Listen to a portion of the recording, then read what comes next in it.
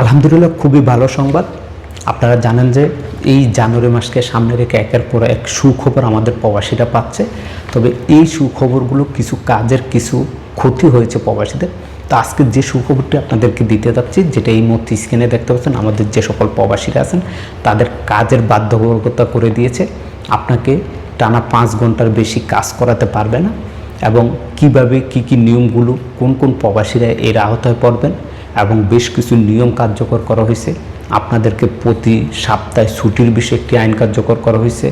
এছাড়াও আমাদের যে সকল প্রবাসীরা আছেন তাদের বেতন নিয়ে একটি আইন কার্যকর করা হয়েছে। তো সেই বিষয়গুলো আপনাদের মাঝে বিস্তারিত শেয়ার করব। আপনাদের কাছে অনুরোধ থাকবে ভিডিওটি প্রথম থেকে শেষ পর্যন্ত দেখবেন, এবং এই যে নিউজটা যদি আপনারা সত্যতা জানতে চান তাহলে আপনারা সৌদি আরবে সৌদি গ্যাজেট বা সৌদি আল আরাবিয়া বা সৌদি নিউজ 15 এই নিউজগুলো দেখলে কিন্তু আপনারা এই সঠিক তথ্যটা পেয়ে যাবেন। যেখানে এই নিউজে উল্লেখ করা হয়েছে সৌদি আরবে মানব সম্পদ ও সামাজিক উন্নয়ন মন্ত্রণালয় থেকে, আমি যদি একটু দেখে আপনাদেরকে বলি, আহমেদ আল রাজি তিনি যেই কথাগুলো বলছেন, যেই সেক্টরগুলো কথা বলেছেন, 1 নম্বর হচ্ছে আমাদের যে সকল প্রবাসীরা কৃষিকাজে নিযুক্ত আছেন, কৃষিকাজ করেন। দ্বিতীয়ত হচ্ছে যারা পশুপালন করেন, পশুপালন কর্মী বা মাজরা বলতে পারেন। এছাড়া আমাদের যে সকল প্রবাসীরা আছেন যারা বাড়িতে কাজ করেন বা যাদের ব্যক্তিগত খামারে, অর্থাৎ বাড়িতে ব্যক্তিগত মালিকের খামারে রয়েছে, অথবা যদি কোনো প্রতিষ্ঠান অর্থাৎ কোনো কোম্পানি পশুপালন করে, তাদের জন্য এই আইনটি প্রযোজ্য করা হয়েছে। এখানে বিধিমালা তাদের যেটা বলা হয়েছে যে বার্ষিক যে ছুটিটা সাপ্তাহিক, তাদেরকে 1 দিন ছুটি বাধ্যতামূলক দিতে হবে, যেটা স্ক্রিনে আমি দিয়ে দিয়েছি, আপনারা পড়ে নেবেন। এরপরে চাকরির বয়সের যেই দিনটা এখানে উল্লেখ করছে 30 ডে, অর্থাৎ 30 দিনের বার্ষিক বেতন চুক্তি পাওয়ার যে অঙ্গীকার সেটা করতে হচ্ছে। অর্থাৎ আপনি যে 30 দিন ডিউটি করবেন, এই 30 দিন হওয়ার পরে আপনার বেতন আপনার কার্ডে ব্যাংকের মাধ্যমে আপনাকে প্রদান করা হবে। এছাড়াও আপনার যে ছুটি, সেই ছুটিটি আপনাকে বাধ্যতামূলক দিতে হবে। এছাড়াও এই যে আপনাকে প্রতি সপ্তাহে 1 দিন করে ছুটি দিবে, সেই ছুটির সাথে তারা যেটা বলা হয়েছে যে যেমন সরকারি দিবস আছে, এবং 29শে রমজান থেকে যে ঈদের 4 দিন ছুটি হয়, দেখতে পাচ্ছেন এখানে লেখা আছে ঈদুল ফিতরের 4 দিন ছুটি অন্তর্ভুক্ত রয়েছে। এরপরও বলা হয়েছে যে এখানে উল্লেখটা দেখেন, একজন শ্রমিক 1 দিনে 8 ঘন্টার বেশি কাজ করা যাবে না।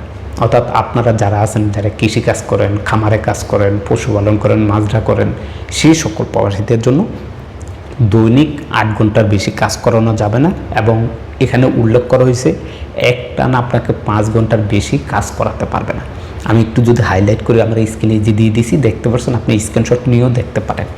তো এখানে বলা হয়েছে যে দৈনিক আপনাকে একটানা 5 ঘন্টার বেশি কাজ করাইতে পারবেন। অর্থাৎ আপনি একটানা 5 ঘন্টা কাজ করবেন, কাজ করার পর আপনি রেস্টে থাকবেন 1 ঘন্টা। এখানে দেখান বলাই আছে যে আপনাকে 1 ঘন্টা রেস্টে দিতে হবে, বা তার অধিক দিতে পারে আপনার মালিক, সমস্যা নেই।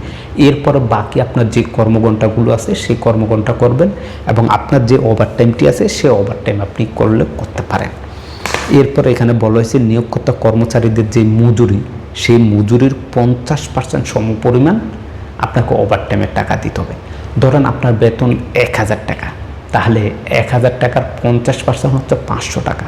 এখন এই 500 টাকার হিসাবে আপনি প্রতি ঘন্টায় কাজ করলে কত টাকা পড়ে, সেই হিসাবে আপনাকে ঘন্টা হিসাব করে টাকা দিবে। এখানে সেটাই উল্লেখ করে দিয়েছি স্ক্যানে। এরপরে এখানে দেখেন, এখানে যে তথ্যটা উল্লেখ করা হয়েছে বয়স, আমাদের যে সকল বাংলাদেশি প্রবাসীরা আছেন, আপনারা যারা সৌদিতে আসেন, এখানে উল্লেখ করা হয়েছে যে এই অনুপাতে নিয়োগকর্তারা 21 বছরের কম বয়সী কাউকে এইসব কাজে নিয়োগ দিতে পারবে না। যেটা স্ক্রিনে দেখতে পাচ্ছেন, আমি একটু আগ দিয়ে যদি মার্ক দিয়ে আপনাদেরকে দেখে, আপনারা দেখতে পাচ্ছেন 21 বছরের নিচে কোনো কর্মীকে নিয়োগ দিতে পারবে না এই সমস্ত কাজে। এবং চুক্তিতে যা যা উল্লেখ থাকবে সেই কাজগুলো আপনাকে করাতে হবে। অর্থাৎ এই যে আপনার সাথে আপনার মালিক যে চুক্তি করছে যে আপনাকে কৃষিকাজ করাবে, শুধু কৃষিকাজ, অন্য কোনো কাজ করাতে পারবে না। আপনাকে দিয়ে পশুপালন করবে, শুধুমাত্র পশুপালন করতে হবে, অন্য কোনো কাজ করাতে পারবে না। এটাই বলা হয়েছে, চুক্তির অনুসারে আপনাকে কাজ করাতে হবে। এবং এখানে উভয় পক্ষে কর্মীকে নিয়োগের শুরুর তারিখ থেকে 90 দিনের বেশি, যেটা বলা হয়েছে অন্তর্ভুক্ত পিরিয়ড যেই রাখা হয়, সেই রাখাটা সেটা বাতিল করতে পারে। অর্থাৎ আপনার মালিক দেখা গেছে আপনাকে আনার পর যে 90 দিনের একটি পিরিয়ড থাকে, 90 দিন একটি সময় পান, সেটা হয়তো আপনার মালিক চাইলেই সেটা বাতিল করতে পারে। এখানে সেটাই উল্লেখ করছে। এছাড়াও এখানে বলা হয়েছে ক্ষতিপূরণ ছাড়াই প্রবেশনারি পিরিয়ড চুক্তি বাতিল করা অনুমোদিত। অর্থাৎ আপনি কোনো একটি সমস্যা বা কোনো একটি কারণে যদি কোনো সমস্যা হয়, সেক্ষেত্রে আপনাকে কোনো ক্ষতিপূরণ ছাড়াই আপনার চুক্তিটি বাতিল করতে পারবেন। এরপরে সর্বশেষ যেখানে এই যে হেডলাইনটা এখানে দেখেন, এখানে বলা হয়েছে কর্মীর, অর্থাৎ আপনার আমার কর্মীকে উপযুক্ত বাসস্থান দিতে হবে কাজের জায়গায়, কিংবা আপনার যেখানে থাকবেন সেই থাকার জায়গায়, কিংবা কাজের জায়গায় যদি কোনো রেস্টের জায়গা থাকে সেটা অবশ্যই আবাসিক স্থান হতে হবে। দ্বিতীয়ত বলা হয়েছে উপযুক্ত খাবার দিতে হবে, আর্থিক ভাতা দিতে হবে, এবং উপযুক্ত পরিবহন, আপনি যে যাতায়াত করবেন আপনার এই পরিবহন ভাড়ার খরচটাও আপনার কোম্পানি বা মালিক আপনাকে দিতে হবে। এখানে বলা হয়েছে যদি কর্মক্ষেত্র কাছাকাছি থাকে বা না থাকলেও আর্থিক ভাতা প্রদান করতে হবে। যদি আপনি দূরত্ব থাকে, আপনার রুম থেকে আপনার কাজের জায়গাটা দূরত্ব থাকে, তাহলেও আপনাকে পরিবহন ভাড়া দিতে হবে। যদি কাছাকাছি থাকে সেক্ষেত্রেও সমপরিমাণ আপনাকে ভাড়ার টাকাটা আপনার কোম্পানি আপনাকে দিতে হবে বা আপনার মালিক আপনাকে দিতে হবে, সেটা এখানে উল্লেখ করছে।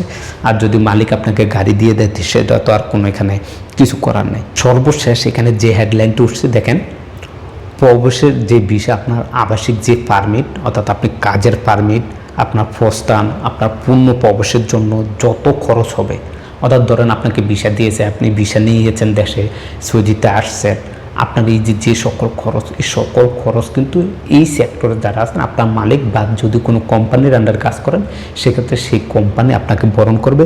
এখান থেকে আপনার কাছ থেকে একটা টাকাও নিতে পারবে না।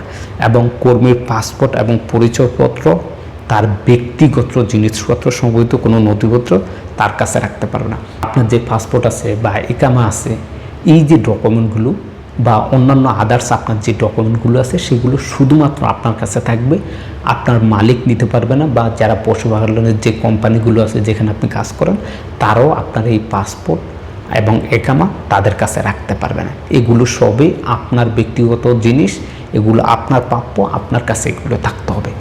এটা এখানে উল্লেখ করা হয়েছে।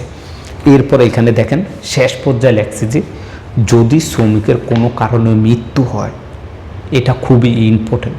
যদি আপনি কাজ করা অবস্থায় বা কাজ ছাড়া রুমে এই মালিকের আন্ডারে বা এই কোম্পানির আন্ডারে আপনি মৃত্যুবরণ করেন, সেক্ষেত্রে আপনার কোম্পানি যদি আপনার লাশ বাংলাদেশে পাঠাতে হয়, সকল খরচ আপনার কোম্পানি বহন করবে, আপনার মালিক বহন করবে।